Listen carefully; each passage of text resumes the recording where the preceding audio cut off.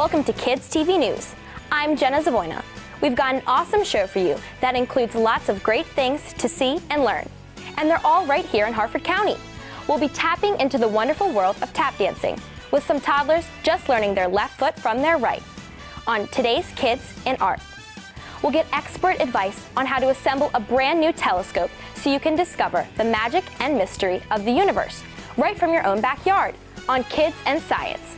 We'll catch up with our Kids TV News reporter, Erin Acerno, who launched a community service project that's perfectly spooky on Community Kids. And we'll head on over to Forest Hill Elementary School to learn some volleyball basics and some winning volleyball strategies. But first, strategic thinking and logic are the skills that chess players need in order to capture the king and win the game. Let's find out how it's done at the Emerton Rec Council's Chess Club on today's Active Kids.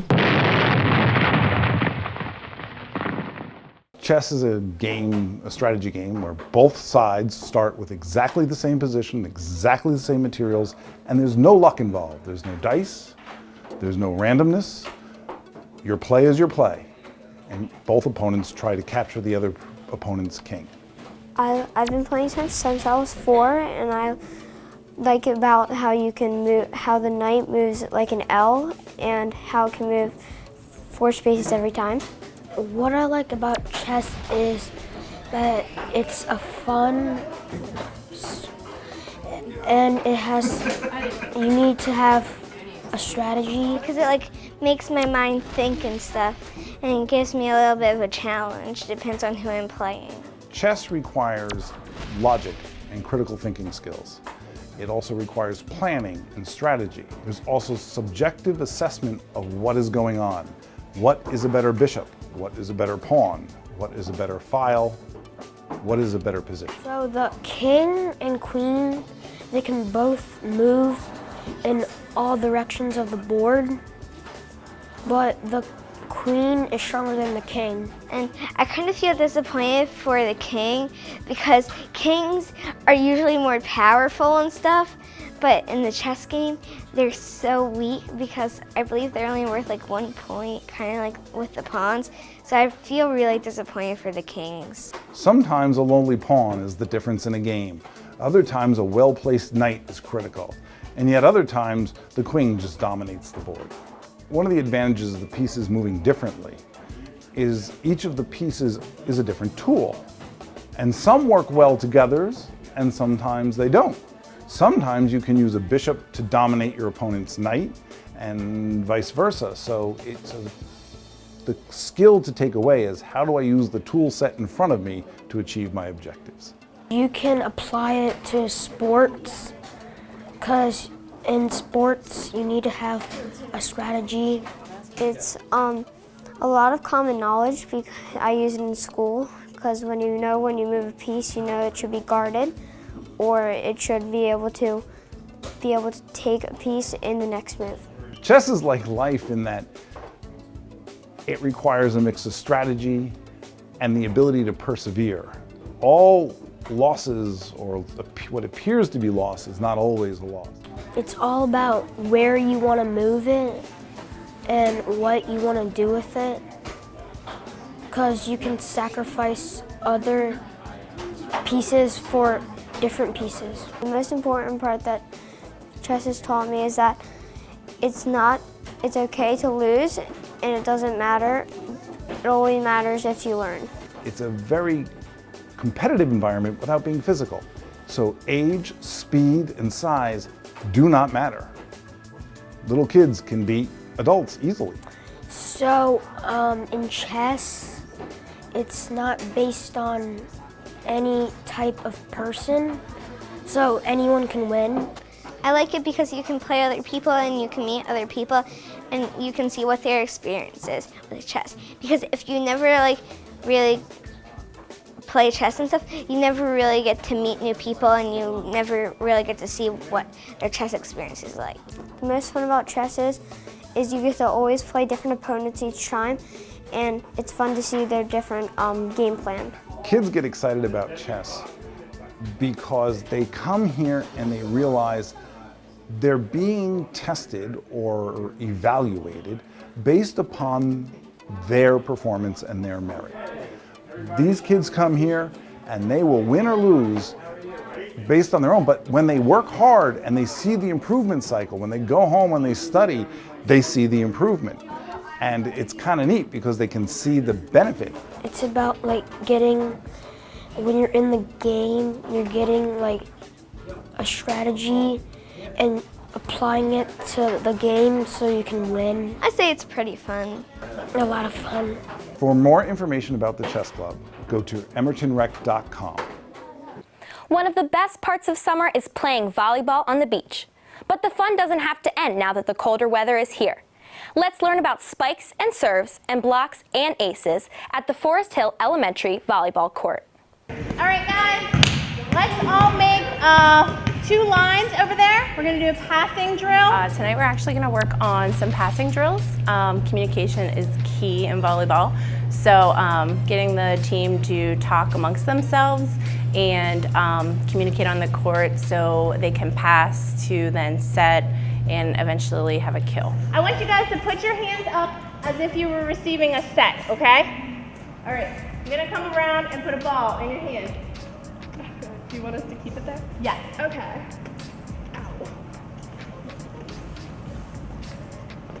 Starting volleyball early is great because kids get a head start. A lot of kids don't get exposed to volleyball until they're in high school. And so with this league, now they can begin playing in 6th, 7th, 8th grade. They get that head start. Volleyball is a movement game, although some people get confused and think because you're just standing on one side of the court. If you are standing, you're not playing the game. You're constantly moving back and forth. You're watching the ball, you're anticipating where it's gonna go or where another player might hit it. So moving is key.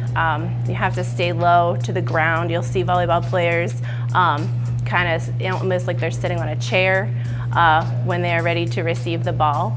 So you have to be able to move, and communication also is key. Like I said before, if you don't let your other teammates know where you're putting the ball or if you're taking the ball, then it's just complete chaos on the court. Okay.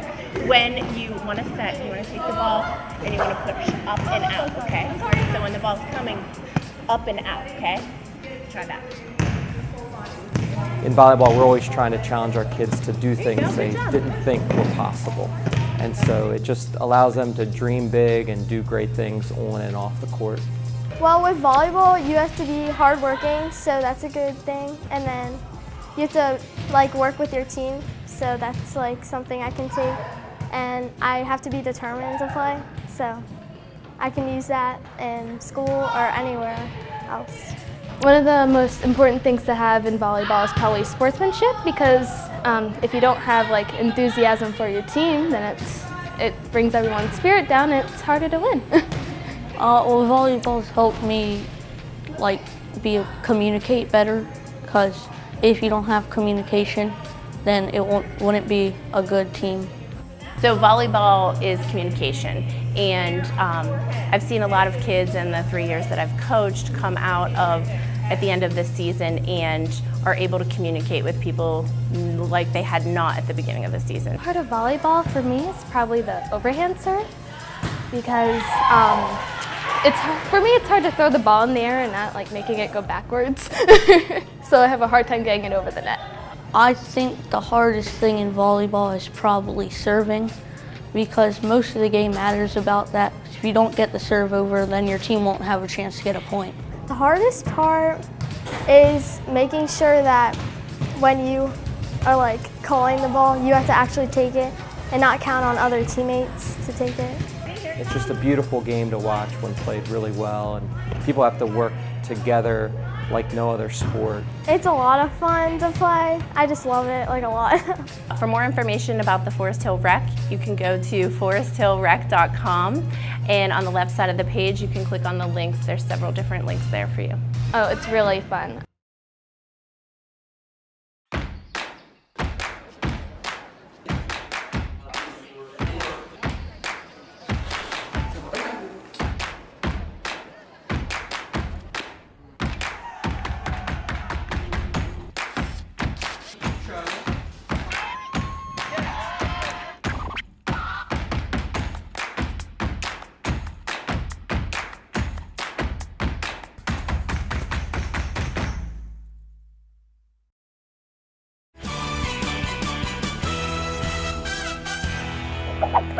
Welcome back to Kids TV News.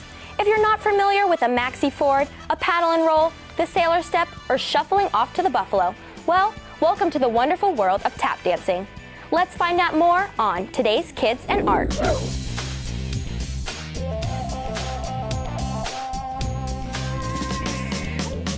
Perfect. Okay, the first thing we're going to do today, we're going to go across the floor. We're going to do our step claps all the way across the floor. So today we are working on heel-toe movements. Our babies are working on heels and toes and going back and forth between the two. And they're also going to be clapping a lot. We do a lot of rhythm work with clapping and tapping at the same time. So they're working on that and putting all of their movements together to fit one tap step. The hardest part about teaching tap to this age group is probably their attention span.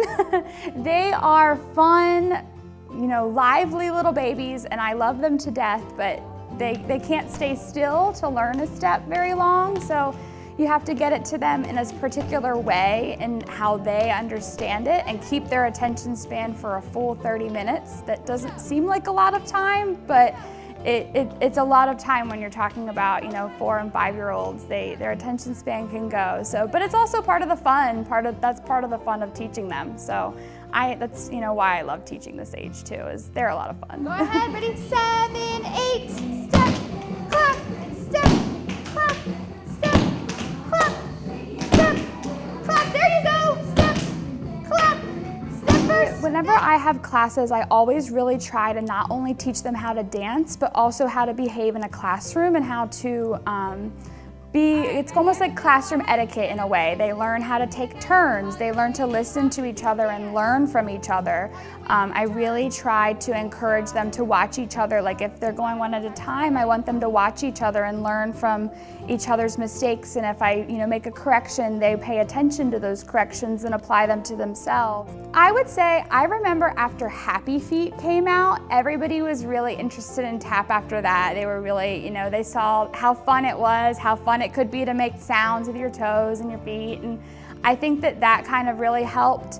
The dance shows definitely help. I mean, it puts it into kind of like a mainstream area where like in dance we're kind of in our own little world, but when you put it onto cable and you put it onto, all the different networks, everybody gets to see it. So everybody gets to kind of be a part of it, which is cool. We want everybody to be a part of our little world we have, and I think it's fun that people are starting to show interest in it. 5, 6, 7, go! Heel, toe, heel, toe, heel, toe, heel, toe, heel, toe, heel. I would say my advice to kids that are interested in learning tap is to just go for it. I would say, what's holding you back? What's the worst thing that could happen? Try it. You might find something that you really love. And I mean, it's super fun. You get to make noise with your feet. You get to, make your own instrument in a way. So I would say to any kid who's, even remotely interested, or even adults as well, to go ahead and try it, give it a try, and see if you like it. We can paradiddle and paddle, see some maxi forwards, flap here, and then buffalo off.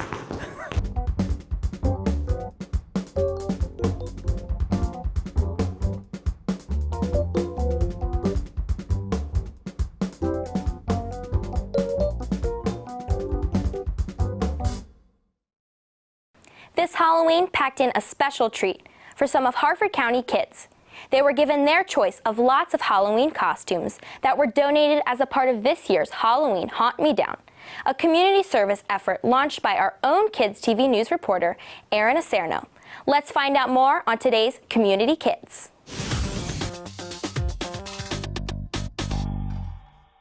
So Halloween Haunt Me Downs is a project that I started for Halloween of last year for everyone to bring in new and gently used costumes to various places so that I can give them to underprivileged children to enjoy the holidays. A Halloween costume is important to a kid because usually on Halloween people dress up and they can be someone else for a day, and sometimes homeless kids can't because they're either in a shelter or they don't have a home, so they don't have enough money to purchase a costume. So doing this, I can help them be able to be a different person for a day. This year, I decided to do 4 different collection sites here in Tiny Toes Boutique in Bel Air, also in St. Francis de Sales Catholic Church in Abingdon, and also in Ragebox Contemporary Dance Center in Forest Hill, and Children's Playhouse of Maryland, located at CCBC Essex in Towson. So this is our second year participating in the Halloween Haunt Me Downs, and the response from our customers has been fantastic. We've gotten a nice turnout so far, and with a few weeks to go, we're really excited to see our cauldron bubble over with costumes. It's important to give back to the community so that you can feel like you did something to make someone's life different in a positive way. As a children's store, we love being part of initiatives that are started by children and benefit children. It's a natural fit for us, and we love helping the next generation of leaders and volunteers in our community. My advice to kids who might be willing to volunteer is that sometimes some people don't really feel like they have enough time to volunteer. Well, you don't really have to have a lot of time, you just have to have the power and the will to do it. For many of us, our first telescope was our introduction to the majesty and mystery of the universe. But for others, especially kids, that first telescope was just a source of frustration and confusion because we couldn't get the darn thing to work properly. Well, we weren't about to let a little frustration interfere with a lifetime of curiosity and discovery. So we contacted the Harford County Astronomical Society for some guidance. Let's find out more on today's Kids and Science.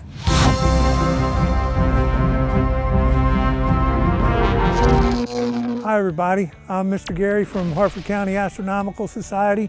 I'm here to teach you how to put your very first telescope together.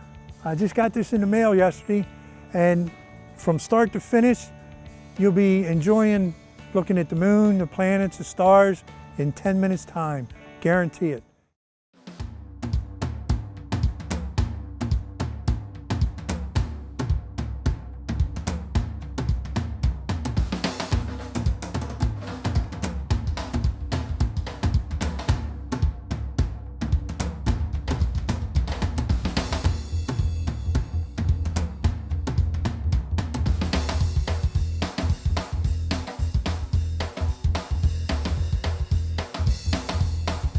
So here we have the Meade Light Bridge 114 millimeter telescope, just freshly out of the box. And this is what we're going to do. We're going to loosen two knobs. We're going to turn the telescope horizontal. We're going to hold the underneath, tighten this knob, and then tighten the back knob, which is very important. It's going to hold the weight of the telescope. Now, the most important thing you got to learn is the red dot finder scope that comes with it.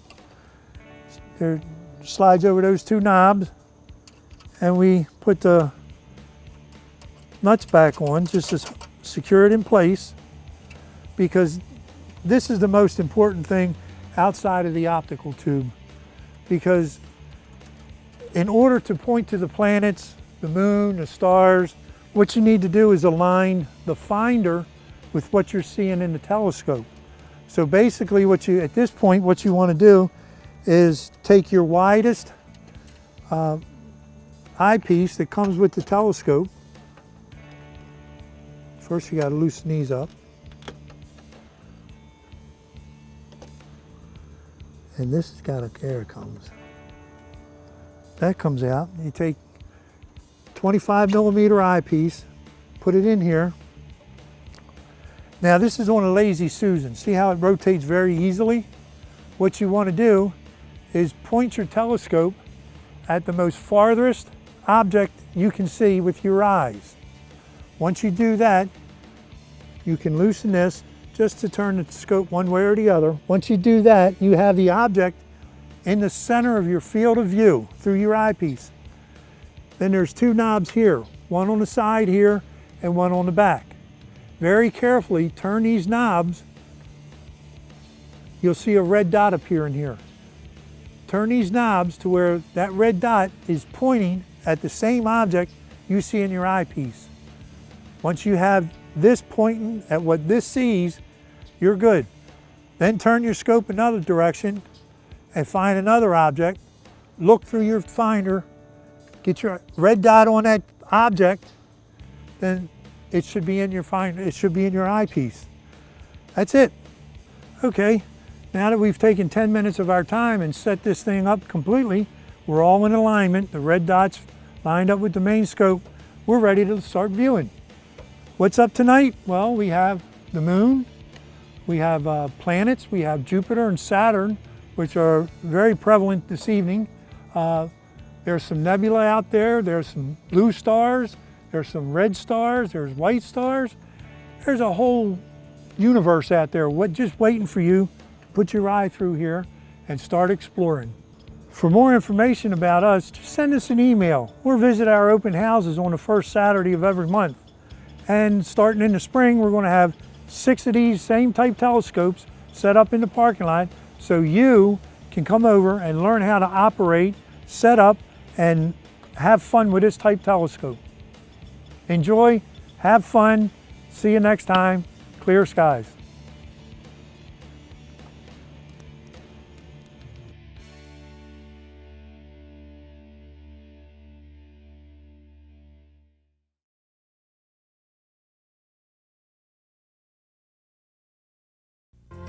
A healthy diet and plenty of exercise are keys to success, both on and off the ice. Teaching kids how to eat right will give them the fuel they need to be at their very best. Growing bodies need lots of fruits and vegetables, whole grains, lean protein, and low-fat dairy to be healthy and strong. A registered dietitian can work with your family to help you create nutritious meals you will love. And don't forget to exercise for at least 60 minutes every day. Visit kidseatright.org for more information.